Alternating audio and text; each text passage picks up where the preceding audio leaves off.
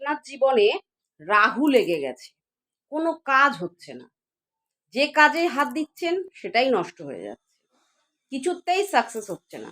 কি করতে হবে? সামান্য একটু উপায় আমি আপনাদেরকে বলে দিচ্ছি। সকালবেলা ঘুম থেকে উঠলেন, ওঠার পরে ভালো করে নিজের হাতটা হ্যান্ড ওয়াশ দিয়ে ধুয়ে নেবেন প্রথমে।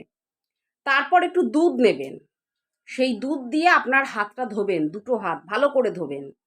ধোয়ার ফলে সেই দুধটাকে একটা পাত্রে রেখে দেবেন, তার মধ্যে একটু কালো তিল দিয়ে দেবেন এবং এই দুধটা নিয়ে আপনি বাড়ির বাইরে চলে যাবেন।